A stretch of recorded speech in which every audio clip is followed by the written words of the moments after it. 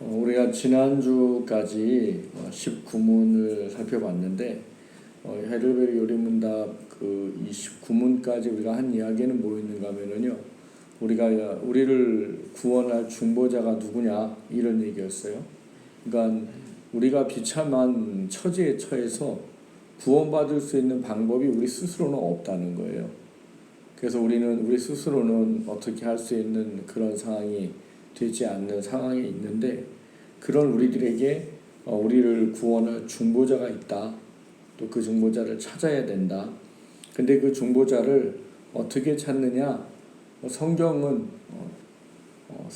참 사람이요, 근데 의로운 사람, 그리고 참 하나님이요 라는 이 두 속성을 동시에 가진 존재가 우리를 구원할 유일한 구원자다, 이런 이야기를 했어요. 그리고 이 유일한 구원자가 누구냐라는 이야기를 예수 그리스도다 라고 우리에게 가르쳐 주셨고요.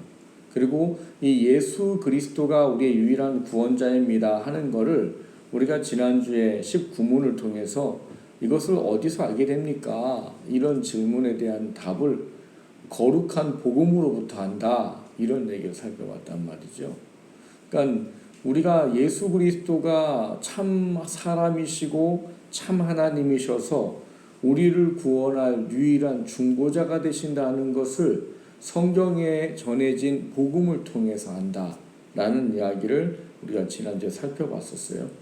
그래서 오늘부터 20문부터 24문까지는 이 복음에 대한, 이 구원에 대한, 중보자를 믿게 되는 것에 대한 중요한 중심에 있는 게 뭔가 하는 문제입니다.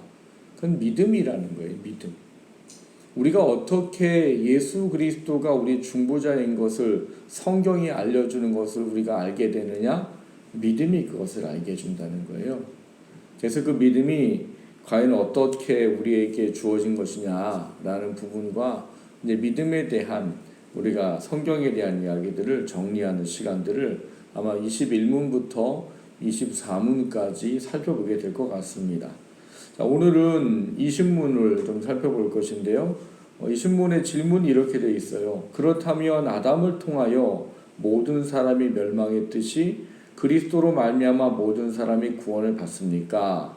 답을 읽어보실까요?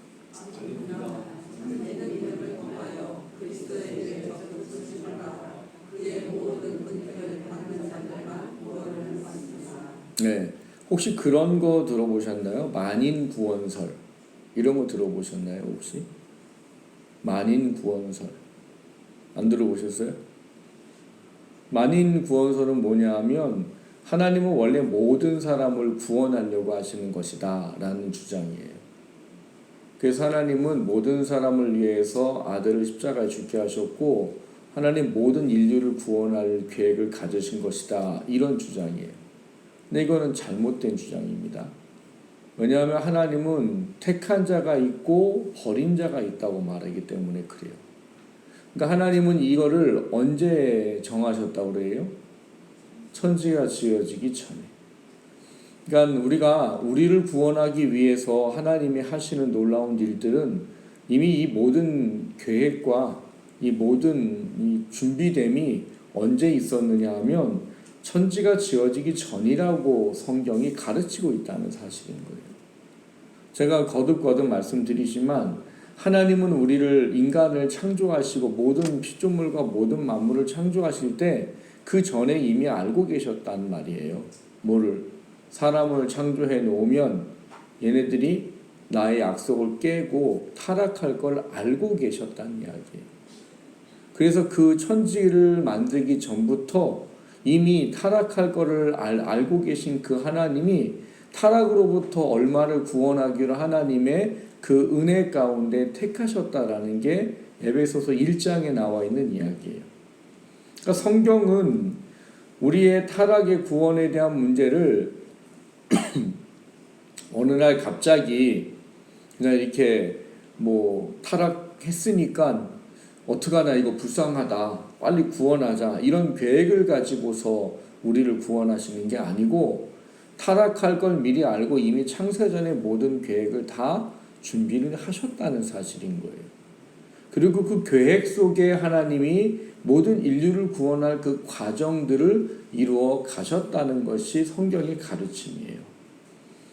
그러니까 하나님은 그래서 이미 창세전부터 구원할 자와 또 타락 가운데에 그냥 그 타락의 저주 상태로 멸망할 자가 이미 구분되어 있다라고 말한다는 사실인 겁니다.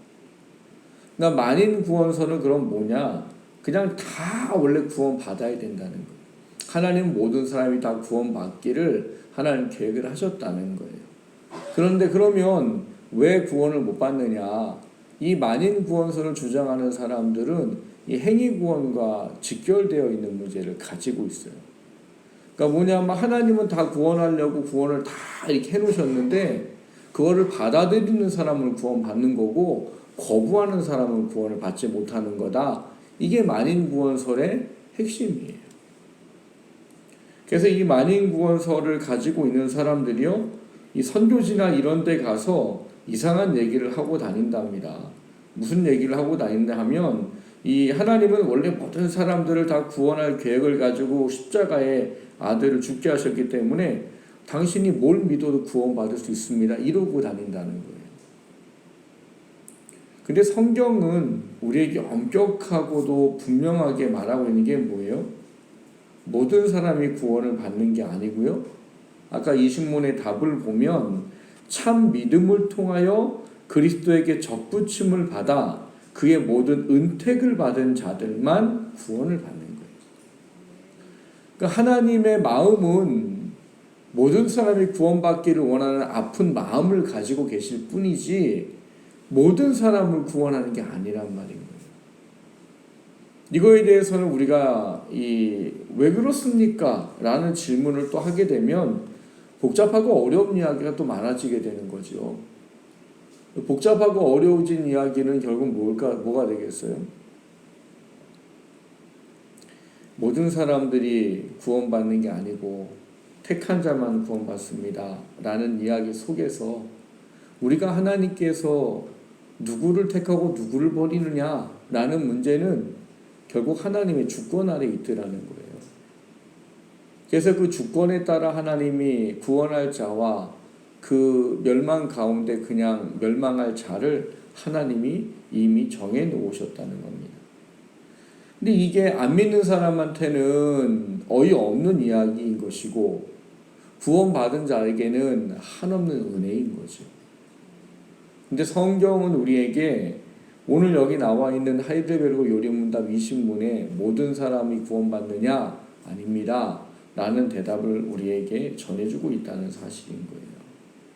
오늘 우리가 읽은 이 말씀에 보면 무슨 이야기가 있는가 하면 1절에 그러므로 우리는 두려워할지니 그의 안식에 들어갈 약속이 남아있을지라도 너희 중에는 혹 이르지 못할 자가 있을까 함이라 이렇게 말합니다. 그러니까 구원은 이미 이루어져 놓고 하나님이 아들 예수 그리스도를 통해서 구원을 성취해 놓으셨어요. 그런데 이 구원에 안식에 들어갈 수 있는 사람은 분명히 따로 있더라 라고 말한다는 사실이에요. 그 따로 있는 게 뭐냐? 2절을 보면 그들과 같이 우리도 복음 전함을 받은 자이나 들은 바 그 말씀이 그들에게 유익하지 못한 것은 듣는 자가 믿음과 결부시키지 아니함이라 이런 거예요. 그러니까 예수 그리스도의 복음은 사람들에게 편만하게 전해진다는 거예요. 근데 편만하게 전해지는 예수 그리스도의 그 복음을 어떤 사람은 믿음이 생겨서 그거를 믿음과 결부시키고 그 예수 그리스도의 대속의 십자가의 죽음을 받아들이고 입으로 그분을 주라 시인할 수 있게 된다는 거예요.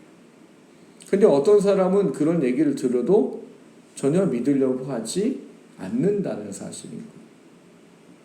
여기에 가장 중요한 건 뭔가 하면 믿고 안 믿고의 그 중심에는 하나님이 계시다는 사실인 거예요. 성경은 우리에게 제시하는 게 믿고 안 믿고에 대한 중요한 건 하나님이 하신다는 겁니다. 성령께서 그 사람의 심령에 예수 그리스도를 믿을 수 있는 믿음을 주시고 그 믿음을 가진 사람들이 예수 그리스도를 입으로 시인할 때 오직 믿음으로만 말미암아 구원하는 놀라운 은혜를 받게 된다는 사실입니다. 그러니까 이 놀라운 은혜가 결국은 우리에게 오늘 이 신문에서 제시하고 있듯이 참된 믿음으로 그리스도께 연합되어 은택을 받은 사람이 이야기를 하고 있단 말이에요. 제가 군대에 있을 때 전 하나님이 정말 나를 사랑하시는구나라는 것을 되게 철저히 많이 느낀 경험들이 있어요. 제일 큰 게 뭐였는가 하면 제가 UDT 한 3년간을 차출돼서 가 있었어요. 3개월, 3년이나 3개월. 3개월을 차출돼서 거기서 훈련을 받는데요. 정말 죽을 것 같았어요. 얼마나 죽을 것 같았냐면요. 아침에 일어나서 PT를 1000개 안 하면 밥을 안 줘요. 그리고 오리걸음으로 한 5km 되는 산에서부터 식당까지 5km를 오리걸음으로 와야 밥을 줘요. 아침에 10km 뛰고요. 저녁에 10km 뜁니다. 지금 제가 그래야 돼요, 사실은. 근데 이제 점심때 되면은요, 이 사람들이 이제 체력을 단련시킨다고 뭐 하냐면은요, 소위 군대에서 말하는 뺑뺑이라는 걸 돌려요. 그러니까 축구장이 이렇게 있는데, 축구장 저 골대까지를 선착순 그러면 200명 애들이 한꺼번에 다 뛰는 거예요. 다 뛰어서 1등만 쉬고 나머지 다시 뛰는 거예요. 그거를 한 절반 될 때까지 계속 돼요. 몇 월 달에요? 7월, 8월 달에. 저희는 수영복인데 카키 팬티라고 하는 이 황토색 수영복 하나만 입혀가지고 발가벗겨가지고 땡볕에 그거 하기 전에 그 소금 정제된 거 2알 줍니다. 뭐 하지 말라고요. 탈수증 걸리지 말라고 소금알 2개를 강제로 먹이는 거예요. 그거 먹고 그리고 뛰는 거예요. 근데 저는 단거리는 빨라요. 제가 단거리 100m가 13초 2였거든요. 단거리 선수를 했었어요. 근데 장거리는 못해요. 저는 왜 그 체력장 할 때 뭐 있죠? 그 오래 달리기? 한 번도 완주를 해본 적이 없어요. 한 2바퀴 뛰면 이제부터 체력이 고갈돼가지고 뭘 못해요. 근데 이 뺑뺑이를 시작하는데 난 죽었다 이 생각이 드는 거예요. 근데 하나님이 은혜를 베풀어 주시더라고요. 이 뺑뺑이를 주관하는 이제 UDT 본대 대원이 갑자기 그래요. 서울 사는 사람 손 들어. 강남 쪽에 사는 사람 손 들어. 신림동 사는 사람 손 들어. 그런데 저 그때 신림 12동 살았거든요. 그랬더니 나랑 같은 데네? 넌 열애. 저는 정말 하나님께 감사했어요. 저는 안 그랬으면 정말 거기서 아마 탈진이 죽었을지도 몰라요. 그러니까 그 사람이 저보고 이제 하면은 딱 불러요. 신림댁 제외! 이러면 저는 이제 신림댁이 돼서 옆으로 가서 앉아. 그거 서 있는 거예요. 애들 뛸 동안 뭐 서 있는. 근데 정말 이 제외된, 그러니까 애들은 이제 뭐라고 하지요. 근데 뭐라고 하든 뭘 하든 그거를 주관하는 사람이 제외를 시켜놓으니까 아무도 말을 못하는 거예요. 할 수가 없는 거예요. 저는 아마 그때 쪘으면 돌아가셨을지, 저를 아마 지금 못 봤을지도 몰라요. 정말 그 땡볕에 그걸 생각하면은요, 지금도, 오싹오싹해요. 선택이라는 문제는 그런 거예요. 오늘 우리가 여기 나와 있는 게 믿지 않는 사람들이 말하기에는, 무슨 그런 신이 다 있냐? 이런 거예요. 사랑의 하나님이라며. 그러면 다 구원해야지. 누구는 택해서 구원하고 누구는 버려서 지옥 가게 하고 그게 무슨 사랑의 하나님이야. 이게 세상 사람들이 이해하는 이 사랑에 대한 이야기예요.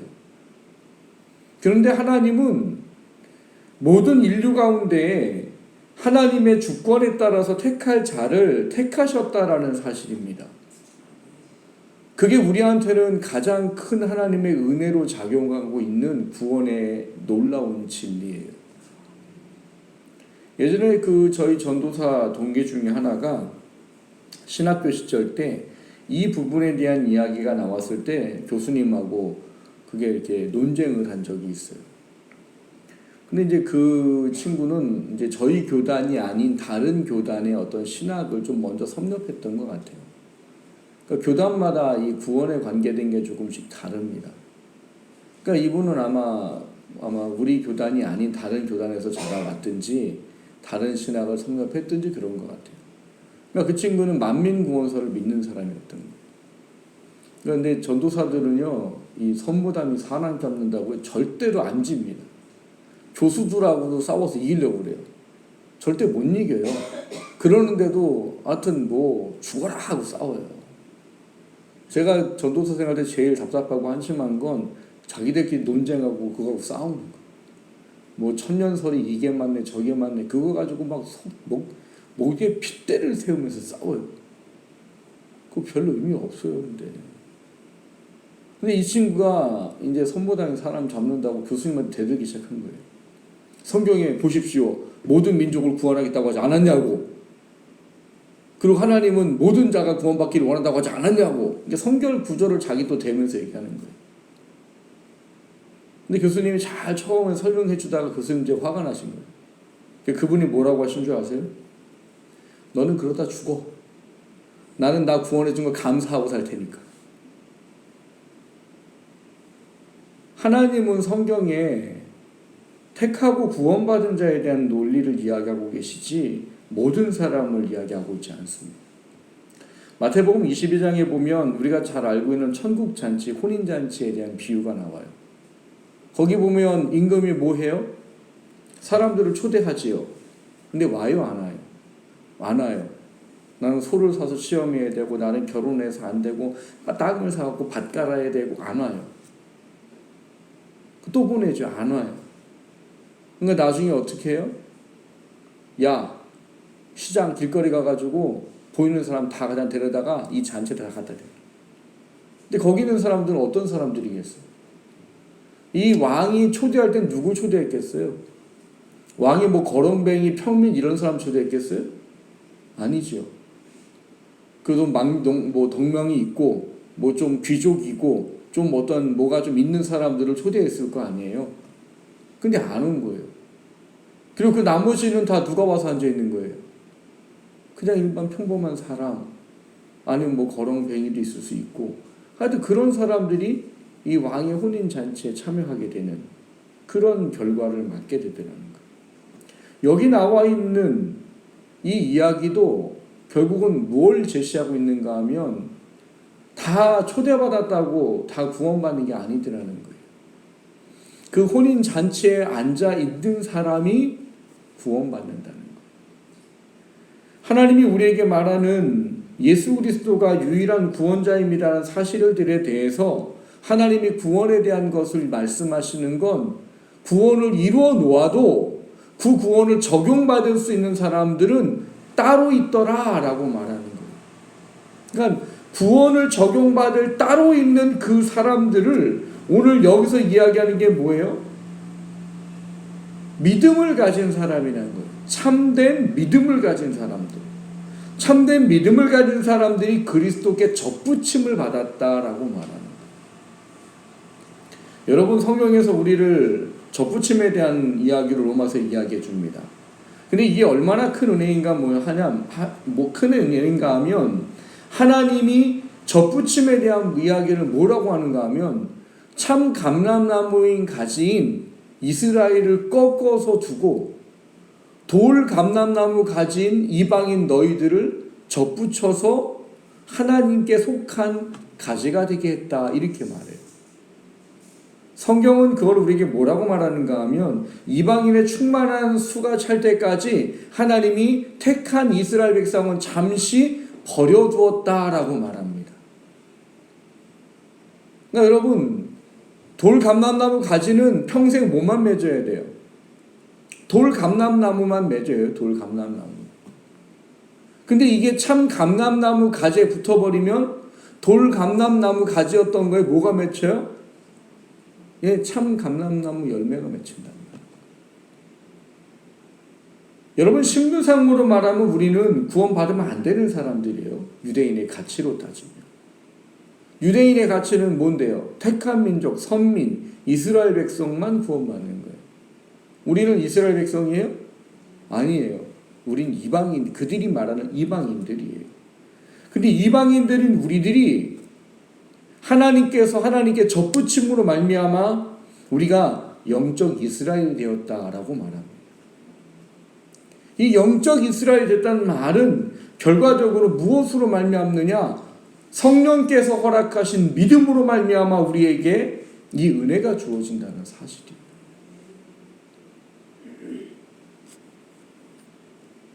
성경에서 말하는 모든이란 단어를 잘 이해하셔야 됩니다.